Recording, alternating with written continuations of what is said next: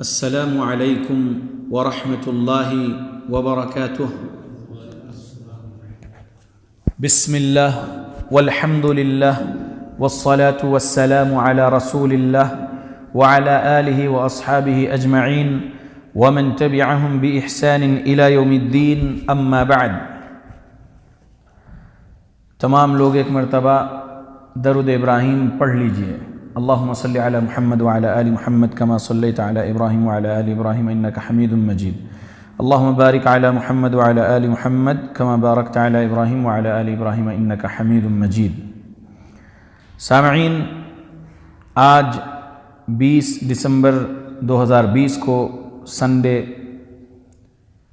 ہر مہینے کا تیسرا اتوار کا درس اس مسجد امام بخاری میں جو مغرب کی نماز کے بعد منعقد ہوتا ہے اور ہوتے رہے گا انشاءاللہ۔ تو آج کا جو درس ہے، درس قرآن میں سورہ کوثر کی تفسیر ہوگی انشاءاللہ۔ 3 آیتیں ہیں یہ، اور 3 آیتوں کی تفسیر کے لیے جو احادیث محدثین نے بیان کیے ہیں پیارے نبی صلی اللہ علیہ وسلم اور صحابہ سے، جو روایت کردہ صحیح سندوں سے جو حدیثیں ہیں، وہ ہم آپ کے سامنے سنائیں گے انشاءاللہ۔ اللہ رب العالمین کی رضا حاصل کرنے کے لیے بیٹھے رہیے۔ پوری کوشش کروں گا کہ آدھے گھنٹے میں درس مکمل کر لوں، کیونکہ چھوٹا سورہ ہے، اور درس کے بعد سوال ہم کریں گے، جواب آپ کو دینا رہے گا۔ جو صحیح جواب دیں گے ان کو انعام دیا جائے گا انشاءاللہ۔ سوال درس میں سے ہی ہوگا۔ جو ہم ابھی حدیثیں سنائیں گے تو حدیث کے راویوں کا نام بھی ہم بولیں گے، اور آپ لوگوں کو راویوں کے نام پر بھی غور و فکر کرنا ہے کہ کس حدیث کو میں نے کس راوی یعنی کس صحابی کے نام کے ساتھ بیان کیا، وہ آپ غور سے سنیں گے تو سوال جواب کی نشست میں وہ صحابی رسول کا نام دے سکیں گے آپ جواب میں آپ کے، اور انعام لے سکیں گے۔ اور جو کچھ بھی بات وہ حدیث میں ہوگی، پوری حدیث سنانے نہیں بولوں گا، وہ حدیث کی مختصر بات پوچھوں گا، وہ آپ کو بولنا پڑے گا، اور آپ غور سے سنیں گے ہی تو جواب دے سکیں گے، اور آپ کو انعام دیا جائے گا انشاءاللہ۔ پہلے سوال جواب نہیں، پہلے درس یاد رکھیے۔ درمیان میں کسی کو سوال کرنے کا موقع نہیں ہے۔ مکمل درس آدھے گھنٹے کا ہوگا، اور اس کے بعد سوال جواب کی نشست، ٹھیک ہے؟ تو پھر سے ایک مرتبہ درود ابراہیم پڑھ لیجئے پیارے رسول محمد صلی اللہ علیہ وسلم پر۔ اللہم صلی علی محمد وعلی آل محمد کما صلیت علی ابراہیم وعلی آل ابراہیم انک حمید مجید۔ اللہم بارک علی محمد وعلی آل محمد کما بارکت علی ابراہیم وعلی آل ابراہیم انک حمید مجید۔ سورہ کوثر مکۃ المکرمہ میں نازل ہوئی، 3 آیتیں ہیں اس میں۔ اعوذ باللہ من الشیطان الرجیم، بسم اللہ الرحمن الرحیم، انا اعطیناک الکوثر فصل لربک وانحر ان شانئک هو الابتر۔ یہ جو ابتر لفظ ہے، ابتر ورڈ ہے، پیارے رسول محمد صلی اللہ علیہ وسلم کو یہودیوں نے ابتر کہا۔ ابتر یعنی دم کٹا ہوا، نعوذ باللہ، تمہاری اب کوئی نسل نہیں چلے گی، تمہارا نام لیوا کوئی نہیں ہوگا، کیونکہ تمہارے تینوں نرینہ اولاد بچپن میں ہی مر گئے۔ یہ ایسا یہودیوں کا کہنا تھا۔ پیارے رسول محمد صلی اللہ علیہ وسلم کے 3 بیٹے، ایک قاسم، دوسرے عبداللہ، عبداللہ کا طاہر اور طیب لقب تھا، اور تیسرے ماریہ قبطیہ سے ابراہیم، جو پیارے نبی کے 3 بیٹے تھے، بچپن ہی میں فوت ہو گئے۔ تو اس لیے یہودیوں نے پیارے نبی کو ابتر کہا تھا، یعنی اب آپ کی نسل آگے نہیں چلے گی، اس طریقے سے ان کی بات تھی۔ تو رب نے پیارے نبی صلی اللہ علیہ وسلم پر یہ سورہ نازل کر کے ایک خوشخبری دیا کہ ان کا نام و نشان نہیں رہے گا، لیکن آپ کے نام لیوا قیامت تک رہیں گے۔ پڑھیے درود، اللہم صلی وسلم علی نبینا محمد۔ تو انا اعطیناک الکوثر، ترجمہ کیا ہے اس کا؟ یقیناً ہم نے آپ کو کوثر عطا کیا، یقیناً ہم نے آپ کو کوثر عطا کیا۔ یعنی دشمن تو یہ سمجھ رہے کہ آپ کے پاس کچھ نہیں، مگر حقیقت یہ ہے کہ ہم نے آپ کو بہت کچھ دیا، بہت کچھ دیا رب نے پیارے نبی صلی اللہ علیہ وسلم کو۔ کوثر میں وہ ساری خیر کثیر شامل ہے جو اللہ تعالیٰ نے آپ صلی اللہ علیہ وسلم کو عطا فرمائی تھی۔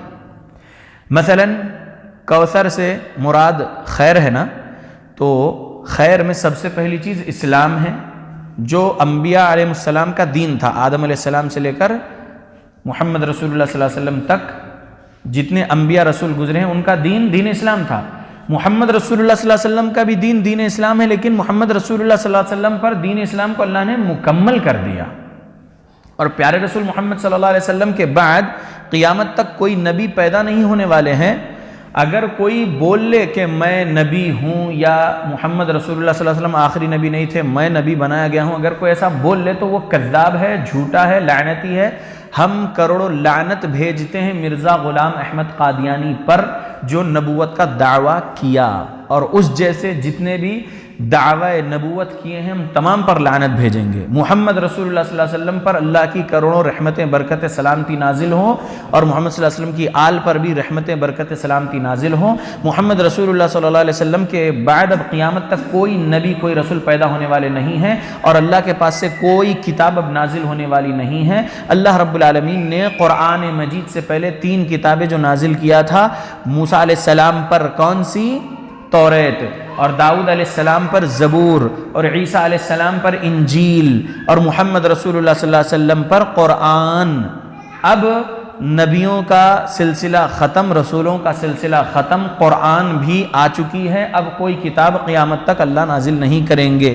یہ 4 کتابوں کے علاوہ جو صحیفے جو نازل کیا تھا اللہ رب العالمین نے دوسرے نبیوں پر، اب وہ صحیفے بھی نازل نہیں ہوں گے قیامت تک۔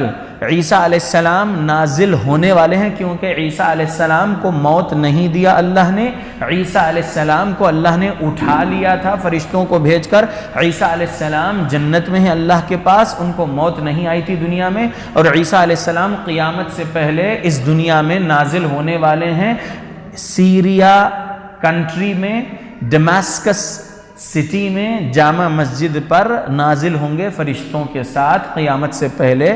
مہدی رضی اللہ عنہ کے دور میں عیسیٰ علیہ السلام کو اللہ نازل کرے گا۔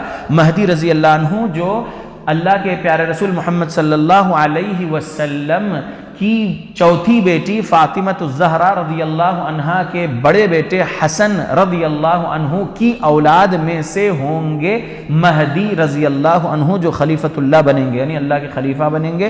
اور ان کے دور میں جب عیسیٰ علیہ السلام نازل ہوں گے تو عیسیٰ علیہ السلام کی نبوت نہیں رہے گی، وہ یعنی پھر محمد رسول اللہ صلی اللہ علیہ وسلم کے بعد نبی آگے والے جیسی بات نہیں رہے گی۔ نبی تو تھے، پیارے نبی سے پہلے نبی تھے، ان کی نبوت وغیرہ نہیں رہے گی، کوئی اور چیز احکامات نہیں رہیں گے۔ قرآن اور حدیث کو خود عیسیٰ علیہ السلام بھی نافذ کریں گے۔ عیسیٰ علیہ السلام اور مہدی رضی اللہ عنہ دونوں مل کر دجال کا خاتمہ کریں گے، اور پھر لمبی تفصیل ہے، میرا عنوان وہ نہیں ہے۔ میں یہ بولنا چاہ رہا ہوں کہ نبی کوئی اب نہیں پیدا ہوں گے، نبی آئیں گے، وہ عیسیٰ علیہ السلام نازل ہوں گے قیامت سے پہلے، جو اللہ کی جنت میں فی الوقت ہے۔ سمجھ میں آ گیا؟ ٹھیک ہے، تو انا اعطیناک الکوثر میں اسلام جو ہے یہ خیر کثیر رکھتا ہے اپنے اندر، دین اسلام یہ اللہ نے پیارے نبی کو عطا کیا، مکمل کیا۔ دوسرا جو پیارے نبی کو اللہ نے عطا کیا وہ کیا تھا؟ نبوت و رسالت، اور رسول اللہ صلی اللہ علیہ وسلم کا اخلاق حسنہ، اور پیارے رسول محمد صلی اللہ علیہ وسلم بہترین فرما بردار تھے اللہ رب العالمین کے۔ آپ صلی اللہ علیہ وسلم سے بڑھ کر کوئی فرما بردار اللہ کا نہیں تھا، سمجھ لیجئے۔ اور اللہ رب العالمین نے آپ کو جنت بھی دیا ہے۔ معراج والی رات میں پیارے رسول محمد صلی اللہ علیہ وسلم جب گئے اللہ رب العالمین کے بلاوے پر، جبرائیل علیہ السلام جب لے کر گئے تو معراج میں 7ویں آسمان کے اوپر جبرائیل اور پیارے نبی جب کھڑے ہوئے تھے تو جبرائیل علیہ السلام نے پیارے نبی سے فرمایا، اے نبی آپ اپنا سر اوپر اٹھائیے۔ جب پیارے نبی اپنا سر اوپر اٹھائے 7ویں آسمان پر کھڑے ہو کر، تو پیارے نبی نے اللہ کے عرش کے نیچے کوئی چیز دیکھے، تو جبرائیل سے پوچھے پیارے نبی کہ اے جبرائیل یہ کیا ہے؟ یہ سفید صائبان جیسی چیز جو دکھ رہی تھی، پیارے نبی نے اس کے بارے میں پوچھے۔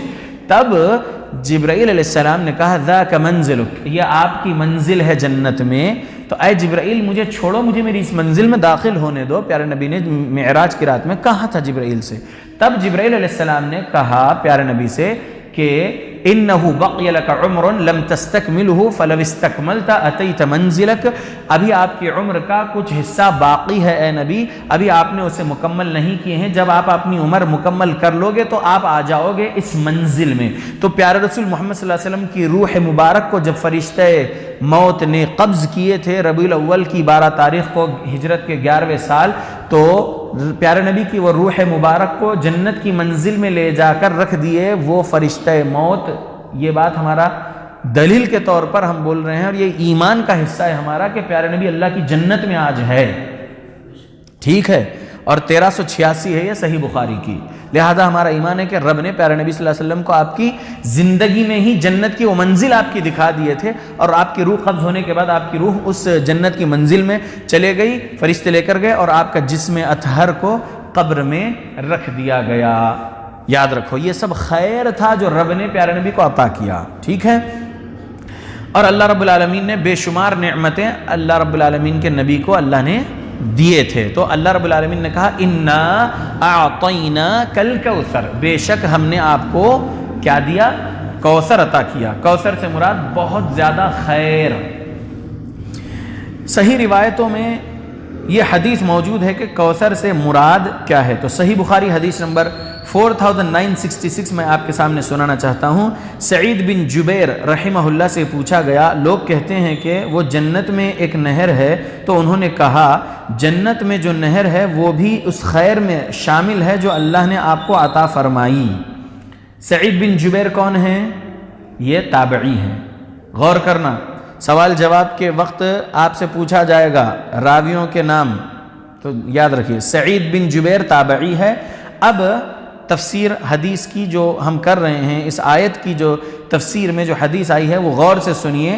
سعید بن جبیر رحمۃ اللہ علیہ نے عبداللہ بن عباس رضی اللہ عنہ سے روایت کی، تو یہاں پر تابعی صحابی سے یہ حدیث روایت کر رہے کہ انہوں نے کوثر کے متعلق فرمایا اس سے مراد خیر ہے جو اللہ نے آپ صلی اللہ علیہ وسلم کو عطا فرمائی۔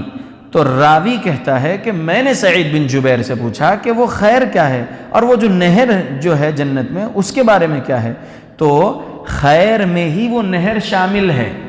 یہ 4966 صحیح بخاری ہے، ٹھیک ہے۔ اور عبداللہ بن عباس رضی اللہ عنہ جو ہے نا، پیارے رسول محمد صلی اللہ علیہ وسلم کے سگے چچیرے بھائی ہیں۔ عبداللہ بن عباس رضی اللہ عنہ جو ہے وہ ہم امتیوں کے تفسیر میں سب سے بڑے مفسر ہے۔ ہم امتیوں میں تفسیر کرنے والوں میں سب سے بڑے مفسر قرآن اگر کوئی ہے تو وہ عبداللہ بن عباس رضی اللہ عنہ ہے، کیونکہ پیارے رسول محمد صلی اللہ علیہ وسلم نے ان کے لیے دعا فرمائے تھے کہ اے اللہ ان کو قرآن کا فہم عطا کر۔ تو عبداللہ بن عباس رضی اللہ عنہ بہت بڑے مفسر ہیں قرآن کے اس امت محمدیہ میں، یاد رکھیے۔ سیدنا انس رضی اللہ عنہ بیان کرتے ہیں کہ ایک دن رسول اللہ صلی اللہ علیہ وسلم ہماری مجلس میں بیٹھے ہوئے تھے کہ آپ پر اونگ طاری ہوئی، پھر مسکراتے ہوئے آپ نے سر اٹھایا۔ ہم نے پوچھا اے اللہ کے رسول کس چیز نے آپ کو ہنسایا ہے؟ پیارے نبی نے فرمایا مجھ پر ابھی ابھی قرآن کی ایک سورت نازل ہوئی، پھر آپ نے اس سورت کی تلاوت کی۔ اعوذ باللہ من الشیطان الرجیم، بسم اللہ الرحمن الرحیم، اِنَّا أَعْطَيْنَاكَ الْكَوْثَرَ فَصَلِّ لِرَبِّكَ وَانْحَرْ إِنَّ شَانِئَكَ هُوَ الْأَبْتَرُ۔ پھر فرمایا کیا تم جانتے ہو کہ کوثر کیا ہے؟ ہم نے کہا اللہ اور اس کے رسول بہتر جانتے ہیں۔ پیارے نبی نے فرمایا کوثر ایک نہر ہے جس کا میرے رب نے مجھ سے وعدہ فرمایا ہے، اس میں بہت خیر ہے۔ روز محشر میرے امتی اس حوض کا پانی پینے کے لیے آئیں گے، اس حوض پر اتنے گلاس ہوں گے جتنے آسمان کے تارے ہیں، ان میں سے ایک شخص کو وہاں سے بھگا دیا جائے گا۔ میں کہوں گا اے اللہ یہ میرا امتی ہے، اللہ تعالیٰ فرمائے گا آپ نہیں جانتے کہ اس نے آپ کے بعد کیسی کیسی بدعتیں نکالی تھیں۔ صحیح مسلم حدیث نمبر 400 ہے یہ۔ اللہ کے بندو یہ حدیث یہاں پر مکمل ہوئی، اس کی تشریح مختصر ہی کروں گا، غور سے سنیے۔ پیارے نبی پر جب وحی نازل ہوتی تو کبھی کیفیت الگ ہوتی، کبھی کیفیت الگ ہوتی، کبھی آپ پر غشی طاری ہو جاتی وحی میں، کبھی اونگ طاری ہو جاتی، کبھی آپ کپ کپا اٹھتے، بہت کانپتے رہتے، اور کبھی آپ صلی اللہ علیہ وسلم بہت گھبرا جاتے، وحی بہت بھاری طریقے سے آپ پر نازل ہوتی تھی۔ تو جب یہ وحی نازل ہوئی انا اعطیناک الکوثر، تو آپ کو اونگ آئی تھی، اور آپ صلی اللہ علیہ وسلم جب کچھ ہی منٹوں میں جو ہے پھر مسکرانے لگے تو صحابہ نے پوچھے کیا ہوا، تو آپ نے بولے ابھی مجھ پر ایک سورت نازل ہوئی۔ بڑے سورے ایک ساتھ کبھی نازل نہیں ہوئے پیارے نبی صلی اللہ علیہ وسلم پر، بڑے سورے آہستہ آہستہ کچھ کچھ آیتیں نازل ہوئی، لیکن یہ سورت ایک ساتھ نازل ہوئی، سورہ کوثر، ٹھیک ہے۔ اور بھی ہے، انشاءاللہ ہم سورہ کوثر کی بات ہی کریں گے آج۔ تو اس میں کیا فرمایا پیارے رسول محمد صلی اللہ علیہ وسلم نے کہ کوثر کیا ہے؟ تو صحابہ نے کیا بولے؟ اللہ اور رسول اللہ زیادہ بہتر جانتے ہیں۔ تو پیارے نبی نے جواب میں کیا کہا؟ یہ ایک نہر ہے جس کا میرے رب نے مجھ سے وعدہ فرمایا ہے، جنت میں ایک نہر ہے، اس میں بہت خیر ہے، بہت خیر ہے، اور محشر کے دن یہ حوض کوثر پر آئیں گے امتی، اور پیارے نبی وہ جام کوثر پلائیں گے، اور وہ جام کوثر پینے کے وقت جو کاسا، جو گلاسز رہیں گے وہ اتنے زیادہ ہوں گے کہ اللہ اکبر، آسمان میں جتنے تارے نظر آتے ہیں گن سکتے کیا ان کو؟ ہم نہیں گن سکتے، اتنے ان گنت گلاس اس پر ہوں گے، اور پیارے نبی اس سے لوگوں کو جام کوثر پلا رہے ہوں گے۔ کچھ لوگ آئیں گے وہاں پر تو فرشتے ان کو پیچھے ڈھکیلیں گے، پیارے نبی کے قریب جانے نہیں دیں گے۔ محمد رسول اللہ صلی اللہ علیہ وسلم کہیں گے یا ربی انہ من امتی، اے میرے رب یہ تو میرے امتیوں میں سے ہے۔ تو تب اللہ رب العالمین پیارے نبی سے کہیں گے انک لا تدری ما احدثوا بعدک، اے نبی آپ کو نہیں معلوم کہ آپ کے بعد انہوں نے کیا نئے نئے کام دین میں ایجاد کر لیے تھے۔ آج رسول اللہ صلی اللہ علیہ وسلم ہم دنیا والوں کے بارے میں جان رہے ہیں کیا؟ نہیں جان رہے۔ آپ صلی اللہ علیہ وسلم اللہ کی جنت میں ہیں، آپ صلی اللہ علیہ وسلم کی روح مبارک جنت کی ایک منزل میں ہے، عرش کے نیچے 7ویں آسمان کے اوپر، ٹھیک ہے۔ اور پیارے رسول محمد صلی اللہ علیہ وسلم کا جسم مبارک کہاں ہے؟ قبر میں، مدینہ والی حجر عائشہ میں۔ دنیا والوں کے معاملات آج پیارے نبی نہیں جانتے، اس وجہ سے اس دن، قیامت والے دن، جب پیارے نبی صلی اللہ علیہ وسلم کے سامنے سے کچھ امتیوں کو ڈھکیلا جائے گا دور اور ان کو جام نہیں پینے دیا جائے گا، تو پیارے نبی رب سے بولیں گے یہ تو میرے امتی میں سے ہیں۔ تب رب فرمائے گا کہ آپ کو نہیں معلوم ہے اللہ کے نبی، یہ وہ لوگ ہیں جنہوں نے آپ کے بعد، یعنی اس دنیا میں سے آپ چلے جانے کے بعد، انہوں نے کیا نئے نئے کام دین کے نام پر بنا لیے تھے۔ یہ رسول اللہ کو جبرائیل علیہ السلام یہ حدیث سنا دیے، رسول اللہ اپنے صحابہ کو سنا دیے، اس کے باوجود رسول اللہ صلی اللہ علیہ وسلم یہ بات بول رہے ہیں کہ قیامت کے دن ایسا ہونے والا ہے، اور ایسا لوگوں کو جب دور کیا جائے گا تب میں میرے رب سے بولوں گا، اور تب رب مجھ سے یہ بولے گا۔ تو یہ جو قیامت کے دن واقعہ پیش آنے والا ہے، یہ کس نے خبر دیا پیارے نبی کو؟ جبرائیل علیہ السلام نے۔ جبرائیل علیہ السلام کو یہ بات کس نے بولا؟ اللہ نے بولا۔ تو یہ بات اللہ کے غیب میں سے ہے، جتنا غیب رب بتانا چاہے اپنے نبی کو وحی کے ذریعے سے بتا دیتے تھے، اس کے علاوہ غیب کون جانتا ہے؟ صرف اللہ۔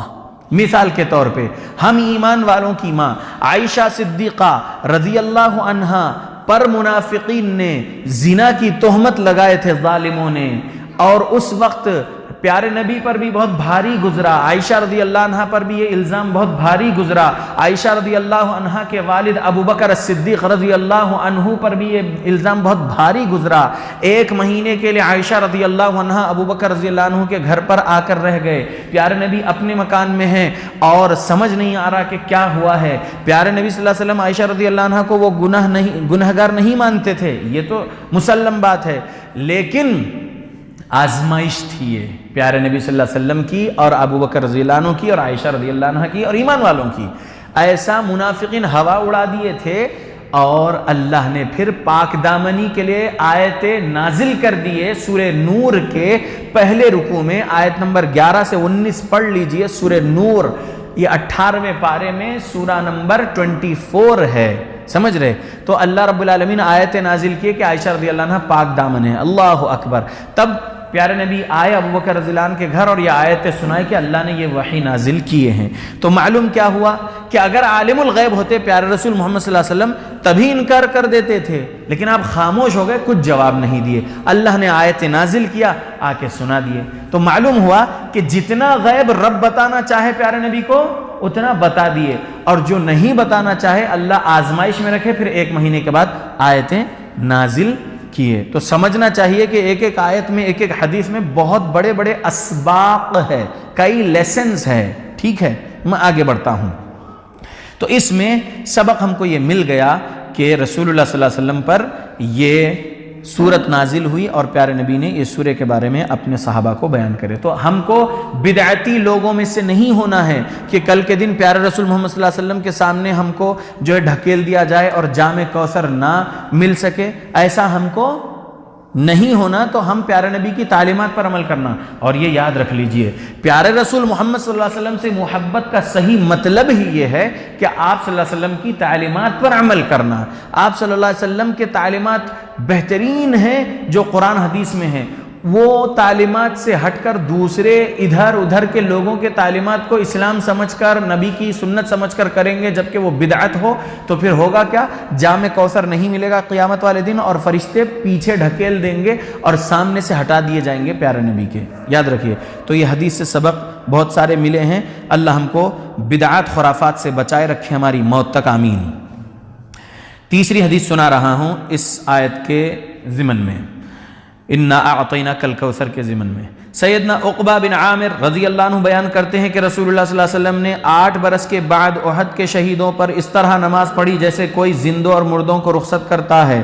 پھر آپ ممبر پر چڑھے اور فرمایا، میں تمہارا پیش خیمہ ہوں، تمہارے اعمال کا گواہ ہوں، اور مجھ سے قیامت کے دن تمہاری ملاقات حوض کوثر پر ہوگی. میں اپنے اس مقام سے حوض کوثر دیکھ رہا ہوں. اس مقام سے پیارے نبی صلی اللہ علیہ وسلم نے یعنی احد کے شہیدوں کے لیے دعا کیے. ٹھیک.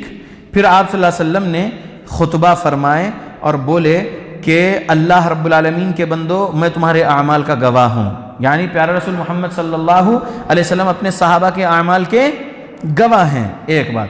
دوسری بات، تمہاری اور میری ملاقات حوض کوثر پر ہوگی. میں اپنے اس مقام سے حوض کوثر دیکھ رہا ہوں.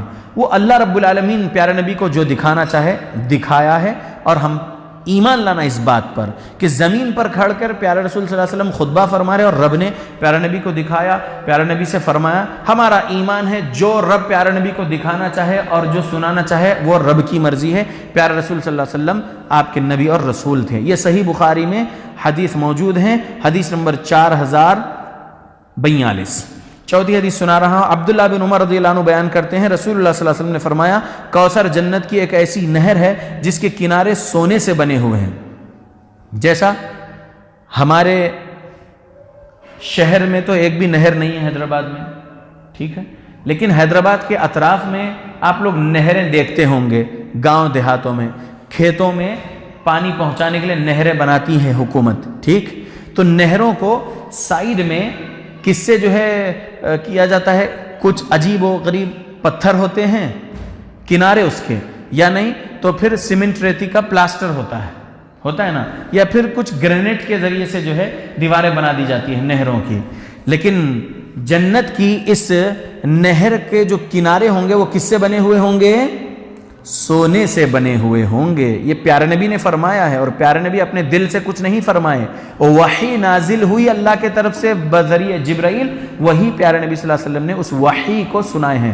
قرآن بھی اللہ کی وحی ہے اور حدیث بھی اللہ کی وحی ہے. وحی متلو، وحی غیر متلو. وحی متلو یعنی قرآن مجید یعنی تلاوت کی جانے والی وحی، اور وحی غیر متلو یعنی حدیث جس کی تلاوت نہیں کی جاتی، حدیث کی تلاوت نہیں کی جاتی. یاد رکھیے. تو معلوم ہوا کہ اس نہر کے، کوثر جنت کی ایک نہر ہے، اس کے کنارے سونے کے بنے ہوئے ہیں، وہ یاقوت اور موتیوں پر بہتی ہے۔ ہماری جو نہریں ہیں وہ پتھر اور مٹی پر بہتی ہیں نا، لیکن جنت کی جو نہر ہے وہ کس پر بہیں گی؟ یاقوت اور موتیوں پر بہیں گی۔ اس کی مٹی جو ہوگی نہر کی کستوری سے زیادہ عمدہ ہوگی، اور اس کا پانی شہد سے زیادہ میٹھا اور برف سے زیادہ سفید ہے۔ یہ سنن ترمذی میں حدیث نمبر 3361 ہے، 3361، اور سنن ابن ماجہ میں حدیث نمبر 4334 ہے۔ اللہ کے بندو، اللہ سے دعا کرتے رہو کہ اللہ ہمیں پیارے نبی کے ہاتھوں سے جام کوثر نصیب فرمائے، آمین۔ حدیث سنا رہا ہوں، انس رضی اللہ عنہ بیان کرتے ہیں کہ ایک شخص نے پوچھا، اے اللہ کے رسول کوثر کیا ہے؟ آپ نے فرمایا وہ ایک نہر ہے جو میرے رب نے جنت میں مجھے عطا فرمائی ہے، اس کا پانی دودھ سے زیادہ سفید اور شہد سے زیادہ میٹھا ہے، اور اس میں پرندے ہوں گے جن کی گردنیں اونٹوں کی طرح ہوگی۔ سیدنا عمر رضی اللہ عنہ نے پوچھا، اے اللہ کے رسول یہ پرندے بڑے خوش و خرم ہوں گے؟ پیارے نبی نے فرمایا، اے عمر ان کے کھانے والے ان سے بھی زیادہ خوش و خرم ہوں گے۔ مسند احمد حدیث نمبر 13486۔ اللہ رب العالمین وہ پرندوں کا گوشت بھی ہمیں نصیب فرمائے جنت میں، آمین، جو پرندے اس نہر میں ہوں گے، کوثر نامی نہر میں۔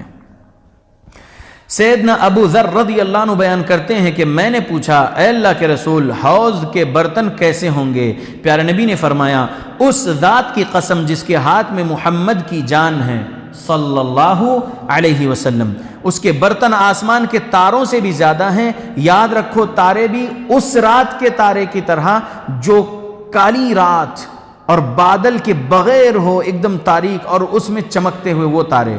جنت کے برتن ایسے ہیں کہ جو ان سے پیے گا کبھی پیاسا نہیں ہوگا، اس وقت کے آخر تک جو اس پر گزرے گا، یعنی میدان محشر کا دن ہوگا یہ، جس دن نہر میں یہ حوض کوثر کا پانی پلا جائے گا۔ اور محشر کا دن کتنے سال کا ہے؟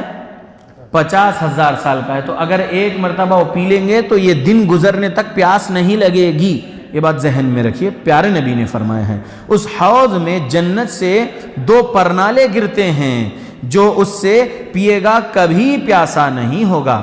یعنی وہ جو نہر میں ہے پانی جو ہے سفید، برف سے زیادہ سفید، شہد سے زیادہ میٹھا پانی، وہ جو پانی ہے وہ کہاں سے آ رہا ہے؟ جنت میں سے 2 پرنالے ہیں اس نہر میں گر رہے ہیں، سمجھ رہے؟ تو وہ پانی جو پیے گا کبھی پیاسا نہیں ہوگا، پیارے نبی نے یہ بات فرمائے۔ اور اس نہر کی جو چوڑائی ہے وہ اتنی ہے جیسا کہ عمان سے ایلا تک، عمان سے ایلا تک کا فاصلہ، یعنی ایک کنٹری سے دوسری کنٹری، عمان نام کی کنٹری، وہاں سے لے کر ایلا نام کی کنٹری تک اتنی چوڑائی ہے اس نہر کی۔ اللہ اکبر۔ ہماری نہریں بہت چھوٹی ہوتی ہے، صحیح، کم سے کم ایک 12-15 فیٹ کی ہوتی ہے جی۔ اس کا پانی دودھ سے زیادہ سفید اور شہد سے زیادہ میٹھا ہوگا۔ یہ حدیث جو ابو ذر رضی اللہ عنہ والی ہے، یہ جو میں نے ابھی آپ کو سنایا، جس میں 2 پرنالے کا ذکر ہے، صحیح مسلم حدیث نمبر 2300 ہے، یہ 2300۔ اور ایک حدیث سن لیجئے، انس رضی اللہ عنہ بیان کرتے ہیں رسول اللہ صلی اللہ علیہ وسلم نے واقع معراج بیان کرتے ہوئے فرمایا، میں ایک نہر پر پہنچا، اس کے دونوں کناروں پر موتیوں کے خیمے لگے ہوئے تھے۔ میں نے پوچھا یہ کیا ہے؟ تو جبرائیل نے کہا یہ کوثر ہے۔ اللہ اکبر۔ صحیح بخاری حدیث نمبر 4964۔ تو معلوم ہوا کہ اس نہر کے کنارے کیا ہے؟ موتیوں کے خیمے ہیں۔ خیمے تو چمڑے کے ہو سکتے ہیں اور ہوا کرتے تھے اور آج بھی بنتے ہیں، سمجھ رہے؟ ٹینٹ جو ہوتے ہیں چمڑوں کے ہوتے ہیں، اور آج تو ہمارے پاس ٹینٹ جو ہے الگ الگ قسم کے دھاگوں کے ٹینٹ ہوتے ہیں، لیکن یہ موتیوں سے بنے ہوئے ٹینٹ کیسے ہوں گے؟ یہ اللہ کی قدرت سے بنے ہوئے ہیں۔ اللہ اکبر، اللہ اکبر، بولیے سبحان اللہ و بحمدہ سبحان اللہ العظیم۔ کیسی قدرتوں والا ہے ہمارا اللہ، کے موتیوں والا ٹینٹ بنایا ہے۔ وہ ہر چیز پر قدرت رکھنے والا ہے، جیسے چاہے جب چاہے اللہ رب العالمین بنانے والا ہے، سبحان اللہ۔ میرے بھائیوں، کچھ ہی حدیثیں سنا سکا، انا اعطیناک الکوثر ایک آیت کی تفسیر میں، اور 29 منٹ مکمل ہو گئے ہیں، آدھے گھنٹے کا درس تھا۔ ابھی 2 آیتوں کی تفسیر ابھی باقی ہی ہے، تو میں کوشش کرتا ہوں کہ فصل لربک وانحر ان شانئک هو الابتر، یہ دونوں آیتوں کی بھی تفسیر اب آپ کے سامنے رکھ دوں۔ فصل لربک وانحر آیت دوسری سورہ کوثر کی، ٹھیک ہے، اس کا ترجمہ بس آپ اپنے رب کے لیے نماز پڑھیے اور قربانی کریے۔ فصل لربک وانحر، نماز کس کے لیے پڑھنا ہے؟ اللہ کے لیے پڑھنا ہے۔ فصل لربک وانحر، اور قربانی بھی آپ اپنے رب کے لیے کریے۔ اس ایک آیت کی تفسیر بھی اتنی ہی لمبی ہے جتنا میں نے پہلے آیت کی تفسیر آپ کے سامنے رکھا، بہت ساری احادیث ہیں اس ایک آیت کو بھی تفسیر سنانے کے لیے، ٹھیک ہے، لیکن مختصر میں کہہ دوں، مروان نام کا مدینے کا ایک گورنر، ٹھیک ہے، مدینہ غالباً یاد آ رہا ہے مجھے، مروان نام کا ایک گورنر، اور یہ حدیث آپ کو صحیح مسلم حدیث نمبر 177 مل جائے گی۔ مروان نے کیا کیا؟ عید کے دن پہلے خطبہ دیا، بعد میں نماز پڑھا۔ تو معلوم یہ ہوا کہ اس وقت ایک تابعی اٹھے اور بولنے لگے، اے مروان، نماز سے پہلے خطبہ کیوں دے رہے ہو؟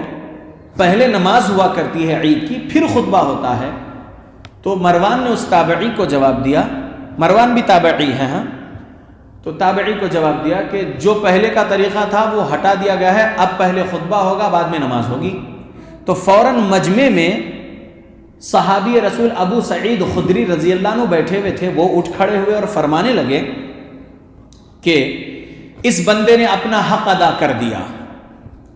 میں نے پیارے نبی صلی اللہ علیہ وسلم سے سنا تھا، پیارے نبی نے فرمایا، من رأى منکم منکرا فلیغیرہ بیدہ، تم میں سے جو کوئی بھی شخص منکر دیکھے، کچھ بھی برائی دیکھے، اسلام کے اپوزٹ میں، قرآن حدیث کے اپوزٹ میں، سنت رسول کے اپوزٹ میں کچھ بھی ایسا کام دیکھے جو سنت رسول سے ٹکرانے والا ہو، اسلام سے ٹکرانے والا ہو، یا پھر معاشرے میں لوگوں کو نقصان پہنچانے والا منکر کام ہو، من رأى منکم منکرا، تم میں سے جو کوئی بھی شخص منکر دیکھے، برا کام دیکھے، فلیغیرہ بیدہ، تو اسے اپنے ہاتھ سے تبدیل کر دے، اس برے کام کو مٹا دے۔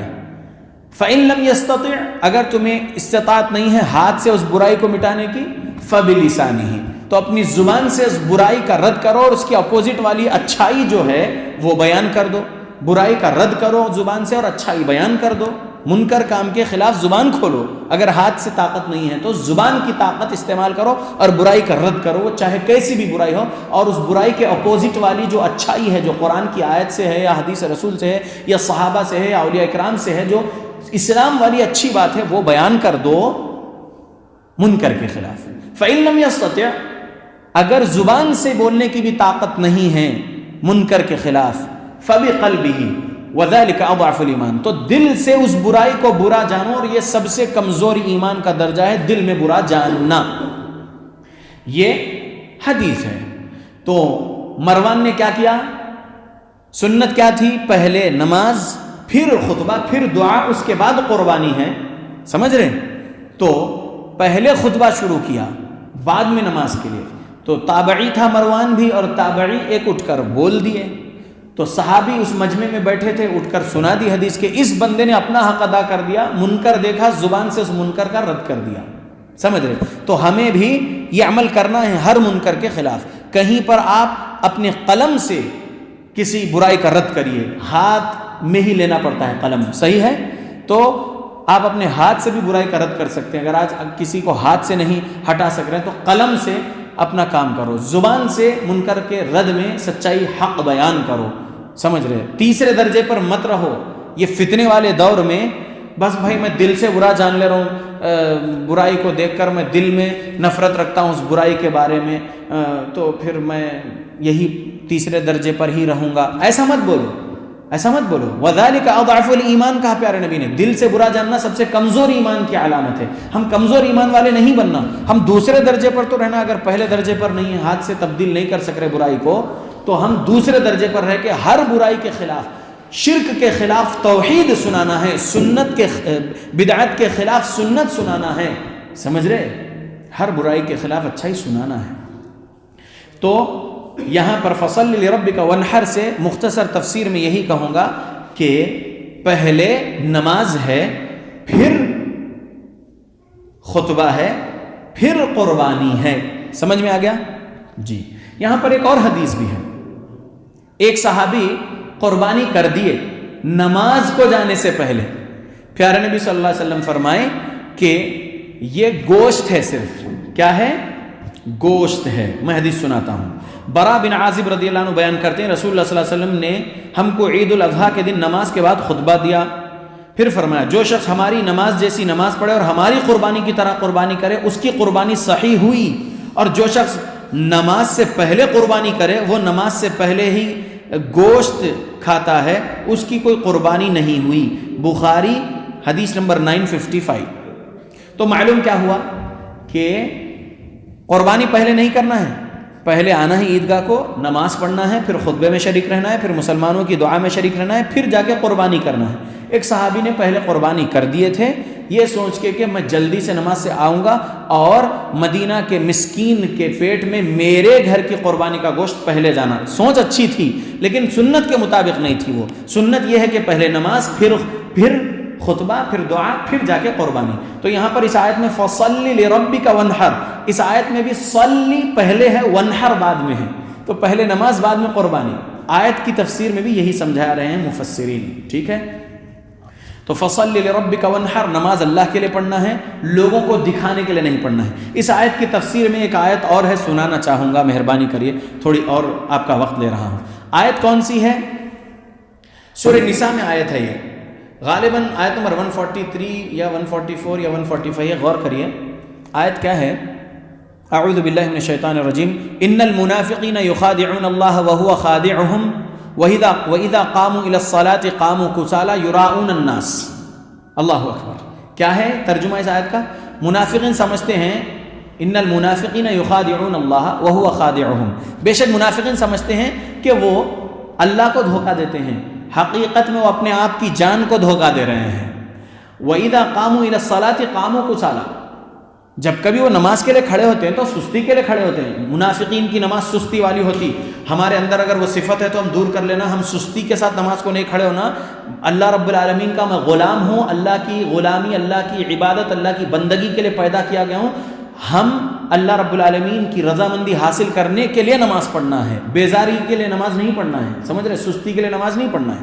سستی کی نماز منافقین کی ہوتی. نبی نے بیان کر دی ہے سورہ نساء کی اس آیت میں.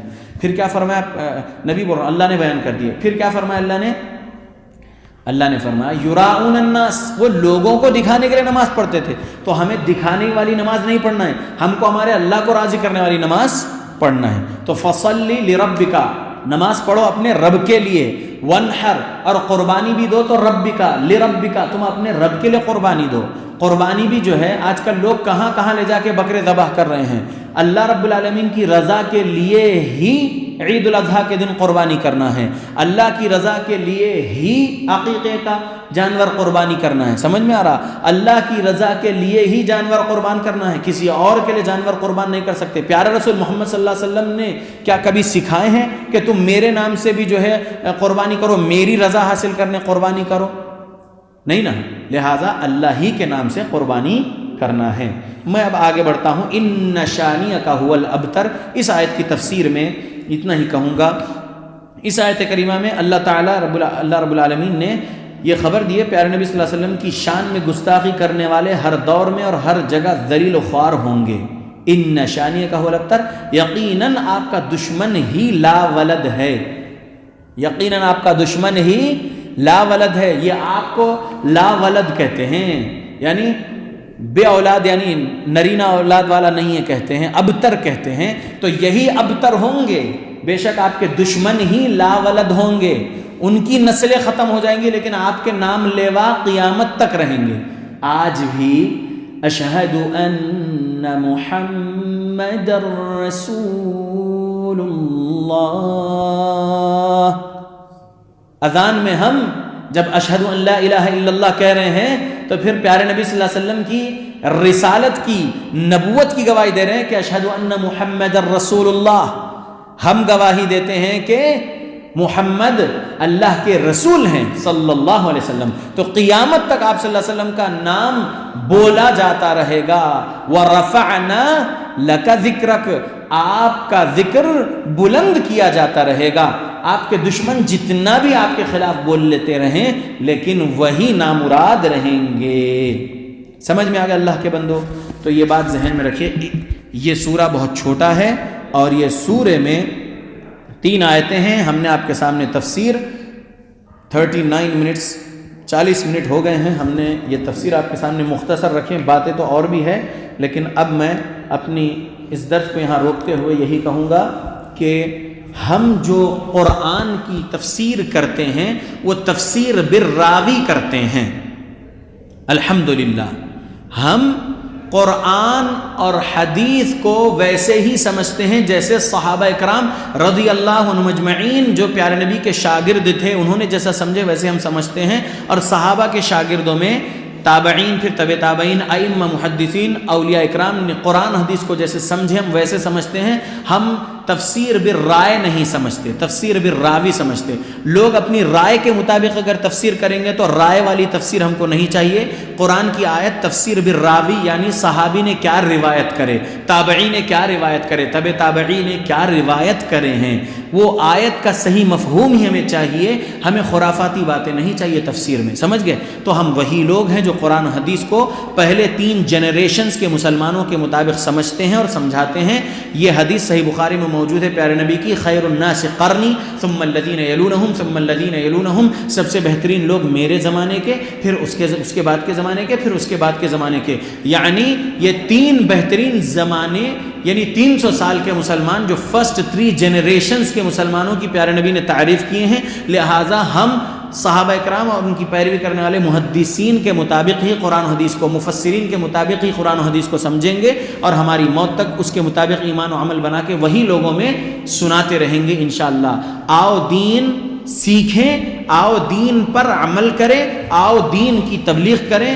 ہمارے استاد علامہ عبد المعید مدنی حفظہ اللہ جو علی گڑھ میں رہتے ہیں، جو دلی میں کبھی آتے ہیں، وہ بہترین قلمکار اور بہترین واعظ نے ہمیں یہی بتایا کہ یہ 3 باتیں لوگوں میں عام کرتے رہو، آؤ دین سیکھیں، آؤ دین پر عمل کریں، آؤ دین کی تبلیغ کریں۔ ہم یہ بولتے رہیں گے ہماری موت تک انشاءاللہ۔ آج کا درس میں یہاں روک رہا ہوں، باتیں اور بھی ہیں لیکن وقت جتنا بولا تھا اس سے 10-12 منٹ بڑھ گئے ہیں، لہذا اب ہم سوال جواب کی نشست شروع کرتے ہیں۔ میں اللہ سے دعا کرتا ہوں اللہ ہم مسلمانوں کو اس مسجد میں ہر اتوار کا، ہر تیسرا اتوار، ہر مہینے کا تیسرا اتوار مغرب کی نماز کے بعد یہاں پر درس کے لیے جمع ہونے کے اللہ توفیق دے، اور ہر تیسرے اتوار کے مغرب کے بعد درس کے بعد جو سوال جواب درس کے عنوان سے ہی ہوگا انشاءاللہ اس میں انعامات بھی ہم دیتے رہیں گے۔ اللہ ہمیں عطا کرتے رہے نعمتیں تاکہ ہم لوگوں میں تقسیم کرتے رہیں اسلام کی نعمتیں، آمین۔ السلام علیکم ورحمۃ اللہ وبرکاتہ۔